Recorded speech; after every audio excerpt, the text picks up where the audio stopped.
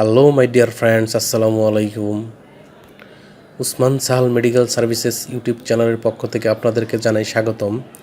আশা করি আল্লাহর রহমতে আপনারা সবাই ভালো আছেন। বন্ধুগণ, আজকের ভিডিওতে আমি আপনাদের সাথে বাচ্চাদের এবং প্রাপ্তবয়স্কদের অ্যাজমা, শ্বাসকষ্ট, অ্যালার্জি, চুলকানি, হাঁচি, কাশি, নিঃশ্বাসের সাই সাই শব্দ ইত্যাদি সমস্যার সমাধানে অত্যন্ত কার্যকরী একটি মেডিসিন এবং মেডিসিনটির নাম, দাম, গ্রুপ বা জেনেরিক নাম, প্রস্তুতকারক কোম্পানির নাম, খাওয়ার নিয়ম এবং এর সাইড এফেক্টস বা পার্শ্ব প্রতিক্রিয়া সম্পর্কে আলোচনা করব।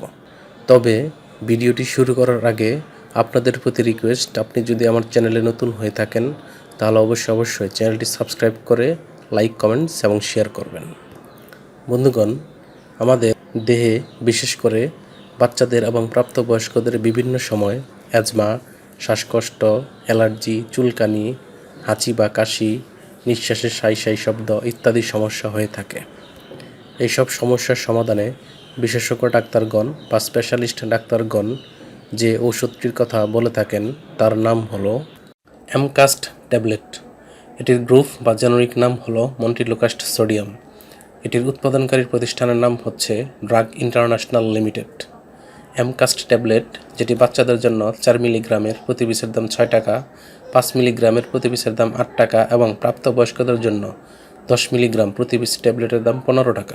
এটি খাওয়ার নিয়ম হচ্ছে 6 মাস থেকে 5 বছর বয়সী শিশুদের জন্য 4 মিলিগ্রামের একটি করে ট্যাবলেট দিনে একবার। যে সমস্ত শিশুদের বয়স 2 বছর থেকে 4 বছর তাদের ক্ষেত্রে 4 মিলিগ্রামের প্রতিটি ট্যাবলেট দিনে একবার, এবং যাদের বয়স 6 থেকে 15 বছর বয়স তারা 5 মিলিগ্রামের একটি করে ট্যাবলেট দিনে একবার সেবন করতে পারবে। অন্যদিকে যাদের বয়স 15 বছর বা তার ঊর্ধ্বে তারা 10 মিলিগ্রামের একটি করে ট্যাবলেট দিনে একবার সেবন করতে পারবে।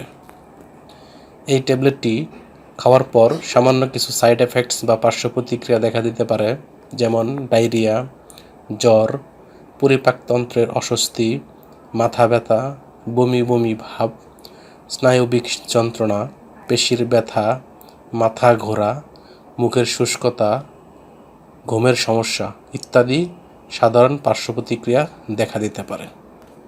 গর্ভাবস্থায় এবং স্তন্যদানকালীন সময়ে এই ঔষধটি সেবনের পূর্বে অবশ্যই রেজিস্টার্ড চিকিৎসক বা বিশেষজ্ঞ ডাক্তারের পরামর্শ নিয়ে এই ঔষধ সেবন করতে হবে। এই ঔষধটি আলো ও তাপ থেকে দূরে ঠান্ডা এবং শুষ্ক স্থানে রাখতে হবে এবং 30 ডিগ্রি সেন্টিগ্রেড তাপমাত্রা নিচে সংরক্ষণ করতে হবে এবং শিশুদের হাতের নাগালের বাইরে রাখতে হবে। একই সাথে ঔষধটি ক্রয়ের পূর্বে অবশ্যই এর উৎপাদন তারিখ এবং মেয়াদ উত্তীর্ণের তারিখ দেখে নিতে হবে। ধন্যবাদ।